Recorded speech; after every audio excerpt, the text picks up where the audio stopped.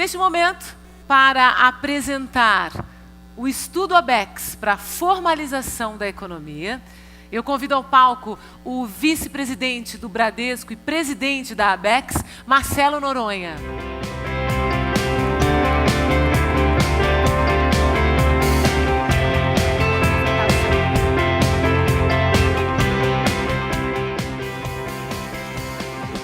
Pessoal, bom dia, hein? Prazer estar aqui novamente com vocês. Eu tenho uma apresentação que poderia passar por ela durante 3 horas, tá? Porque agora, depois desse arremate, né, que a gente viu aqui, dessas apresentações de hoje de manhã e também de ontem, né, a gente quer falar de um tema que é caro, né, a todos nós, que é exatamente a arrecadação de impostos, aumento do uso dos meios eletrônicos de pagamento, e a gente acabou de ver aqui uma boa discussão a respeito do assunto, né, mas as outras apresentações também, de hoje de manhã, começando pelo Aldo Mendes, que falou sobre o interesse do regulador no sentido de aumentar, né, as transações eletrônicas em detrimento do uso do dinheiro. Depois disso, o Eduardo Coelho, da Visa, discorreu também a respeito do tema e do significado disso no sentido de aumento de arrecadação e inclusive de crescimento e desenvolvimento econômico, né? E depois disso a gente teve esse painel aqui que foi coordenado pelo João Pedro, também a respeito do assunto, né? Então a ABECS tem algumas iniciativas, o Raul discorreu muito bem a respeito do uso do dinheiro, dos saques que a gente tem via ATMs. E a gente tem o compromisso junto ao Banco Central. Vocês lembram, quem estava aqui hoje de manhã cedo, viu que o Aldo colocou aqui na tela, uma solicitação do Banco Central dizendo: eu queria ampliar o ticket com cartão de débito, né? É a mesma coisa que dizer, o cartão de débito hoje tem uso relativamente restrito. Então, o mundo ideal seria pagar um automóvel com seu cartão de débito, né?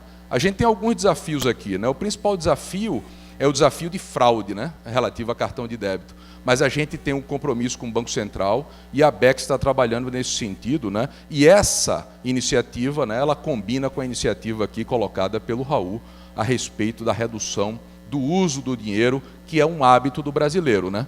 E a gente está falando em menor uso do dinheiro, maior uso dos meios eletrônicos de pagamento, formalização da economia, né? Porque a informalidade ela corre quando você não registra, né? Tá certo? As transações. Um outro aspecto também importante que foi falado aqui nesse painel é sobre experiências internacionais, né? A gente não precisa reinventar a roda, né? Então, a gente foi buscar também experiências internacionais para a gente trabalhar com isso. E um outro aspecto é o estímulo aos agentes econômicos, né, para fazer as coisas sem necessariamente você impor, né?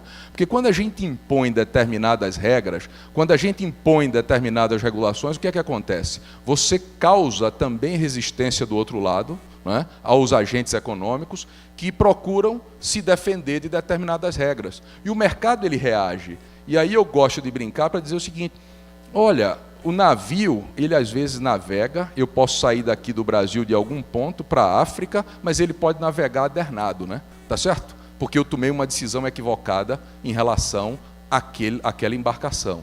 Isso é a mesma coisa para regulação, para imposição.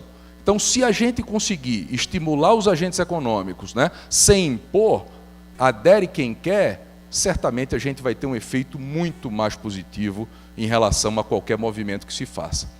Eu trago aqui para vocês um estudo feito pela ABECS. A gente vem trabalhando nesse estudo há uns 2 anos. Para esse estudo, a gente contratou o Juan Ferrez, da Ferrez e Associados.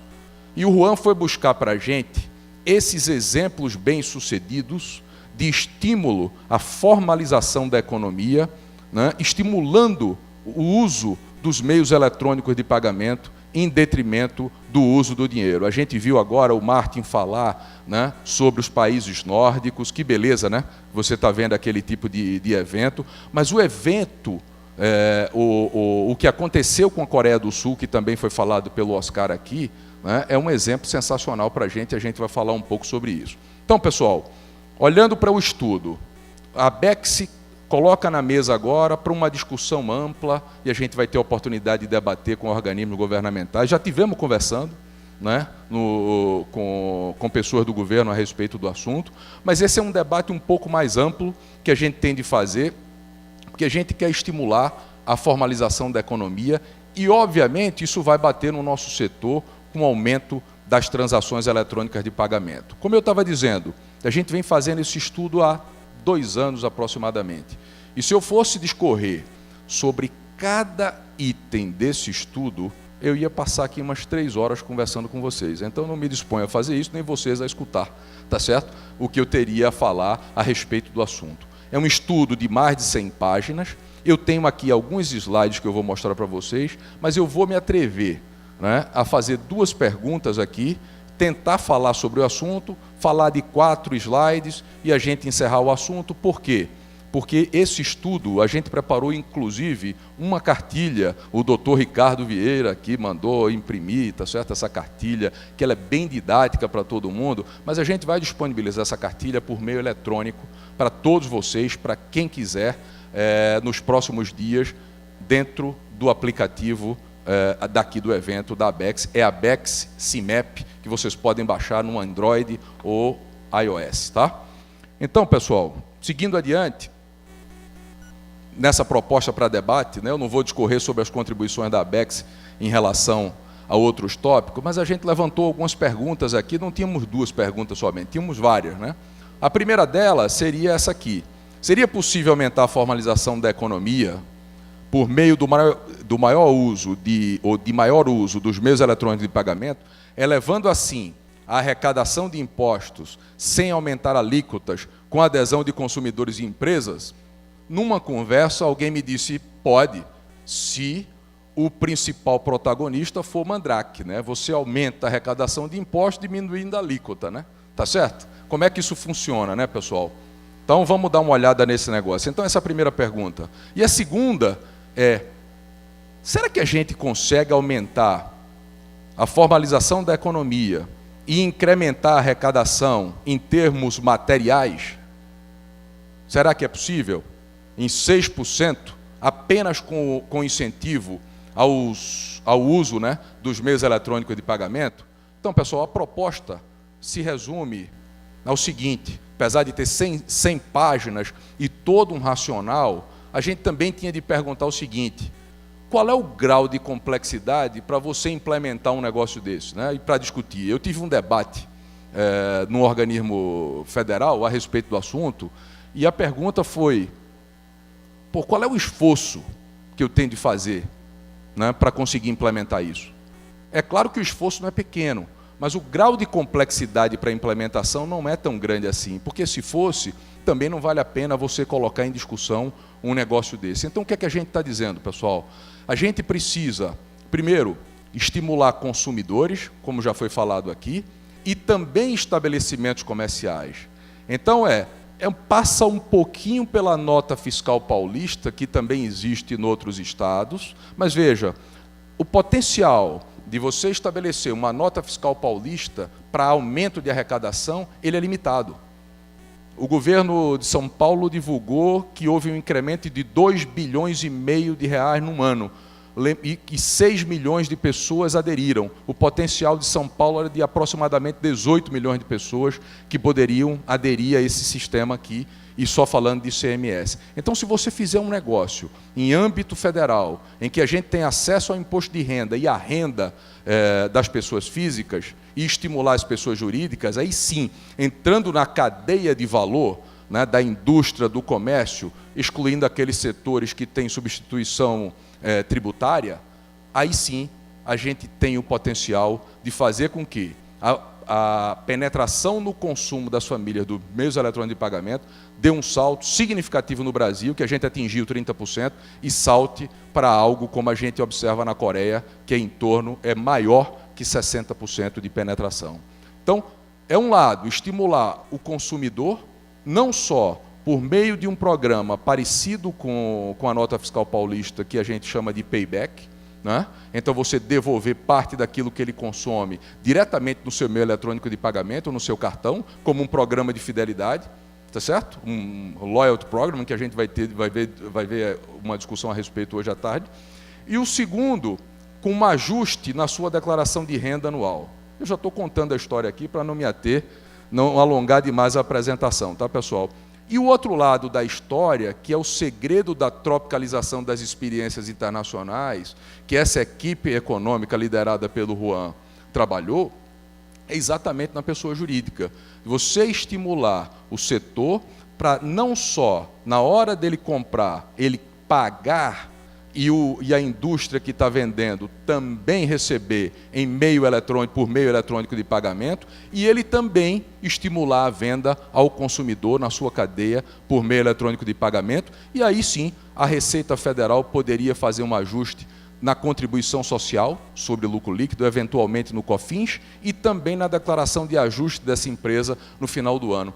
São duas variáveis para as empresas, duas variáveis para as pessoas físicas, simples como isso, um acesso enorme da Receita Federal a dados precisos e metas concretas que podem ser estabelecidas anualmente pela Receita Federal, tá certo? Via CNAE, para essas companhias. Agora, com um detalhe, a gente está dizendo que isso não é uma imposição. Adere quem quer. Né? Não só as instituições de pagamento presentes, tá certo? Que vão ser estimuladas porque vão oferecer naturalmente um serviço completo para aqueles que querem fazer e que querem aderir, mas também as indústrias, as empresas comerciais, né, os lojistas e as pessoas físicas que quiserem trabalhar com isso, pessoal. Então, seguindo aqui adiante, sem me alongar demais e não vou passar por cada slide, a gente pode falar com um pouco mais de detalhe disso aqui que eu coloquei para vocês e depois a gente vai ver número, tá? Então, o primeiro pilar dessa proposta, e eu vou me permitir ler para vocês aqui, vocês estão vendo aí na tela, é que os ganhos são distribuídos entre todos os agentes, né? Então, primeiro, essa proposta ela contrasta com os programas estaduais para emissão de notas fiscais. Por quê? Porque esses programas só beneficiam o consumidor final. Aqui a gente está dizendo que não tem a varinha mágica do Mandrake, mas, de fato, o governo federal poderia... Veja que também aqui eu não estou falando de redução tributária. Se ele arrecada 100, ele pode devolver 20, pode devolver 30 para quem aderiu, porque você reduz o grau de informalidade, ou seja, você formaliza a economia e estimula, né, o pagamento eletrônico em detrimento do uso do dinheiro. A gente vai ter um efeito colateral também de menor uso do dinheiro no Brasil. O segundo pilar, tangibilidade dos ganhos para pessoas e empresas, né?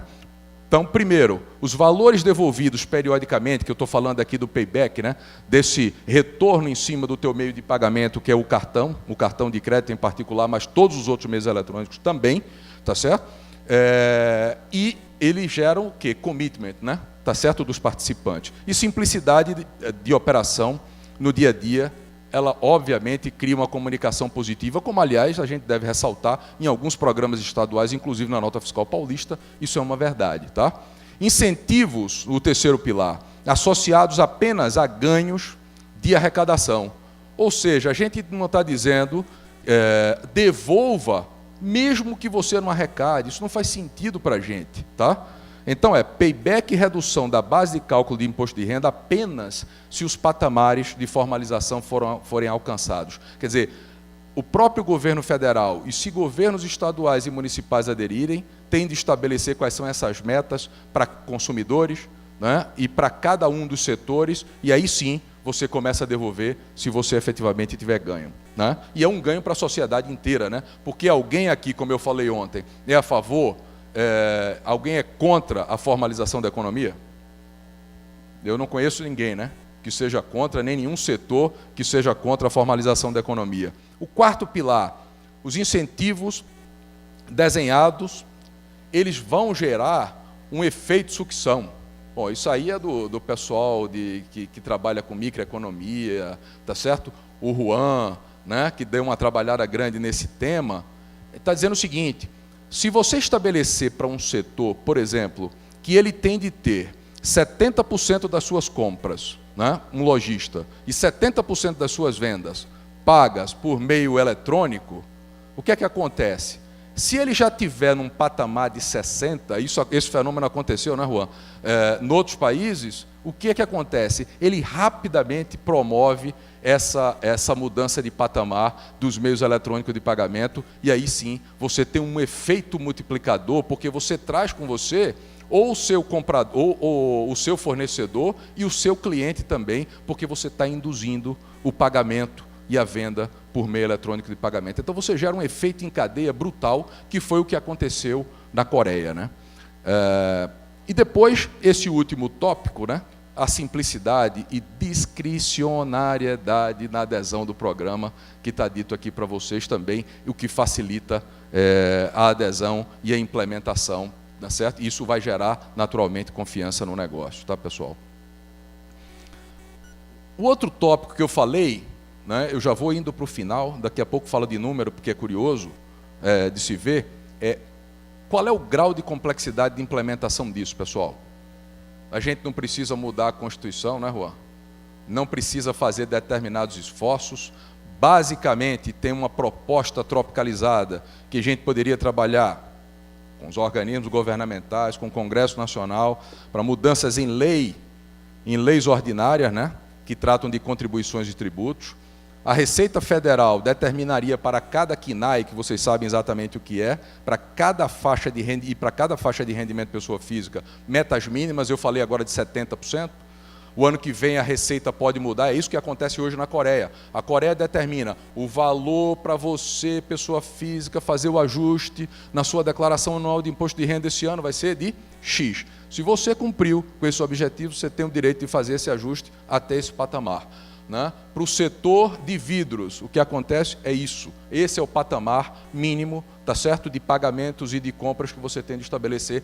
Esse ano é 70%, ano que vem é 75%. Para o setor que tem um suposto grau de informalidade maior, as metas invariavelmente são menores, né? Para aquele setor de alto grau de formalização, né?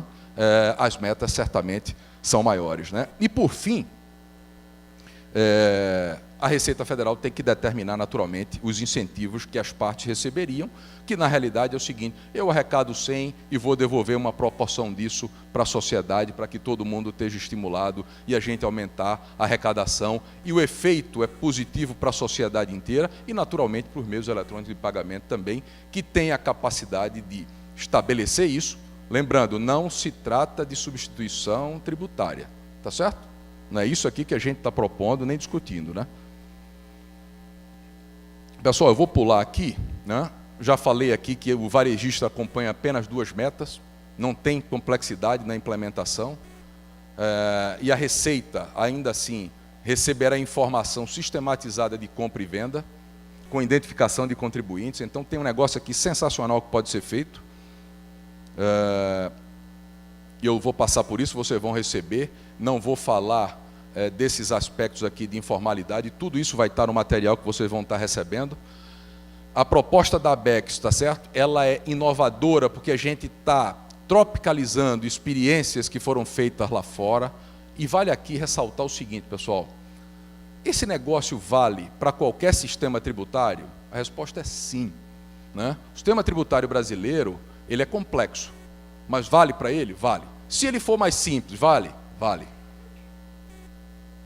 Mas a carga tributária no Brasil é alta, não é isso que eu estou discutindo, tá certo? A gente aqui não está levando em consideração se a carga tributária é alta, se a carga tributária é baixa. Se a carga tributária fosse baixa, valia? Valia, do mesmo jeito, tá certo? Então a gente está numa situação macroeconômica um pouco mais complicada, com crescimento negativo do PIB. Então esse é o melhor momento ou o pior momento para implementar? Independe do momento. Agora, o momento é ainda mais propício para você fazer um movimento como esse, tá? Bom, aqui esse slide, basicamente a gente está dizendo que os estados já buscam exatamente esse tracking, né? Tá certo? Das transações, exatamente para incentivar a formalização. Não só os estados, mas municípios também, né? É isso que a gente vê no Brasil. Outra coisa que vale a pena aqui salientar nesse slide, que eu não vou passar por cada tópico, é a experiência coreana. Ela traz para a gente o seguinte: se os estados e municípios aderirem, se você fizer um programa único, o custo de arrecadação ele cai. E é isso que a gente observa na Coreia ao longo do tempo, na medida em que o programa se desenvolve e cresce, né? Essa curva que vocês estão vendo aqui, eu vou mostrar 2 slides sobre a Coreia, não vou contar o case da Coreia aqui, mas vale a pena lembrar, a gente esteve discutindo muito, né, com a equipe do Juan, fizemos vários debates a respeito desse assunto. Essa é a curva de Laffer, né, que ela basicamente diz o seguinte, né, quanto maior a taxa, né, que você cobra de imposto, a proporção de imposto você cobra, né, ela vai chegar num ponto que se eu cobrar 100% de imposto por uma mercadoria, né, eu não tenho elasticidade efetivamente de arrecadação, né? Então, e era isso que estava acontecendo na Coreia. Eles fizeram essa análise, tentaram aumentar impostos em 97, onde eles estavam vivendo uma situação macroeconômica muito parecida com a do Brasil. Vocês estão vendo aqui no gráfico do lado direito, ó, 97, o déficit fiscal do governo federal era de 1,37, depois, em 98, 3,8, eles tentaram aumentar os tributos e aumentaram a informalidade, e aí houve uma frase, eu acho que eu trago um pouco mais adiante aqui, né, de gente do governo coreano, dizendo o seguinte, a gente tem que ser um pouco mais criativo, e eles começaram a avaliar isso, e naquela época a Coreia não tinha nem de longe a infraestrutura e os sistemas de pagamentos tão desenvolvidos quanto o Brasil, pessoal. Tá? Então a gente está numa condição, tem uma condição muito maior, muito melhor de desenvolver um programa desse, que vai desenvolver nosso setor, que vai desestimular o uso do dinheiro, que vai colaborar com a sociedade inteira, né? E aí, esse outro slide mostra o incremento de arrecadação, particularmente o do lado direito. Se vocês observarem aí, na barra vertical, que na época a proporção de arrecadação, né, de impostos sobre o PIB era de 13% aproximadamente, né, e ela teve um crescimento significativo já a partir de 98 da implementação e cresceu sem parar, né?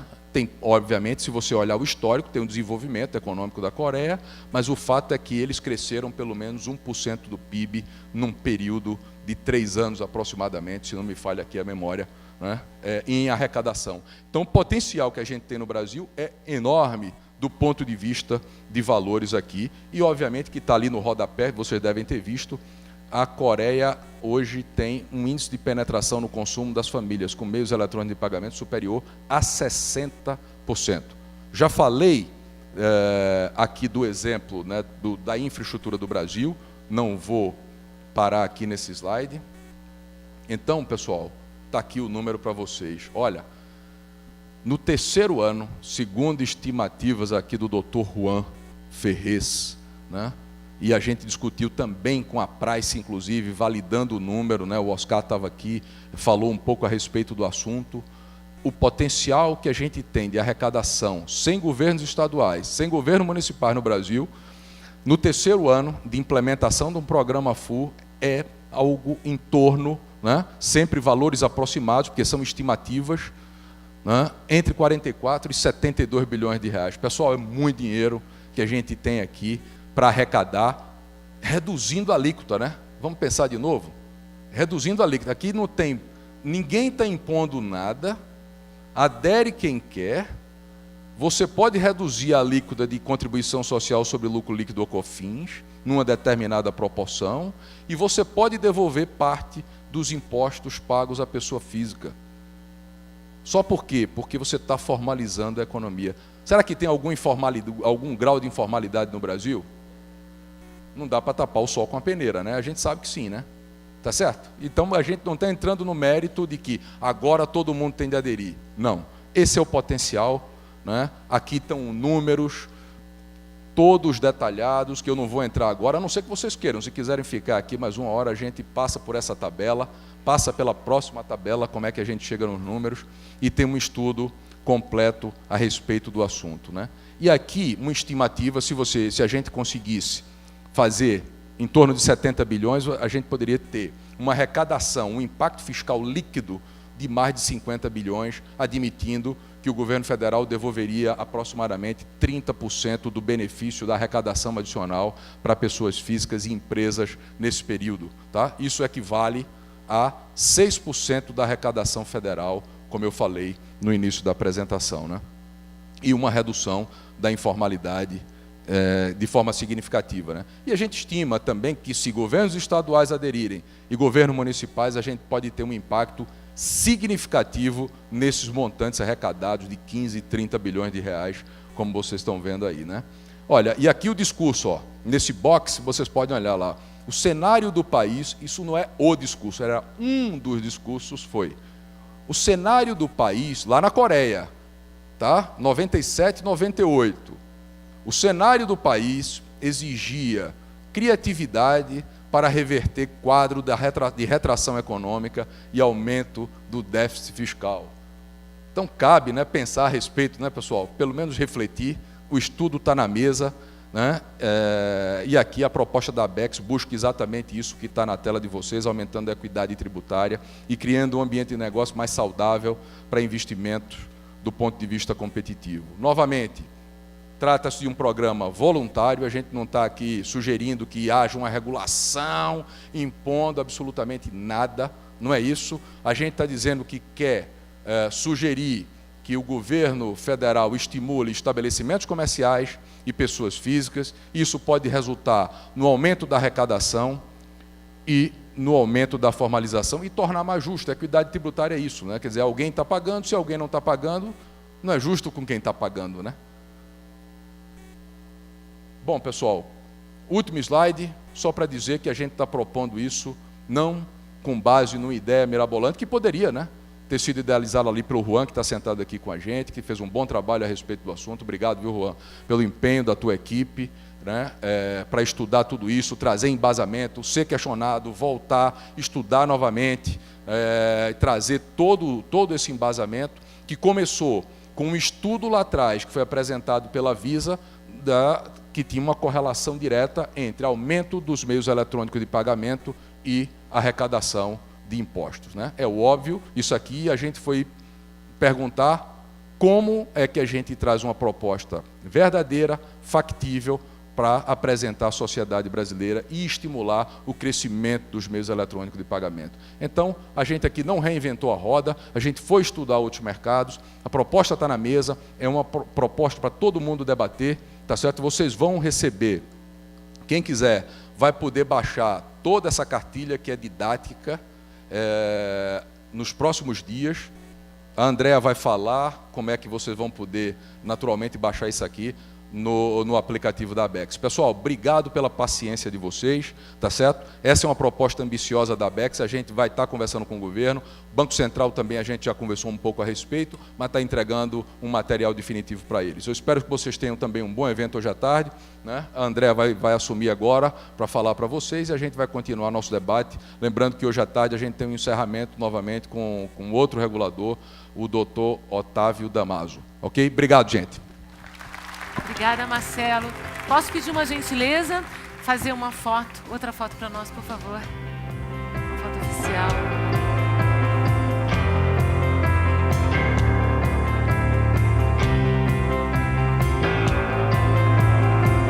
Muito obrigado, Marcelo Noronha. Obrigada.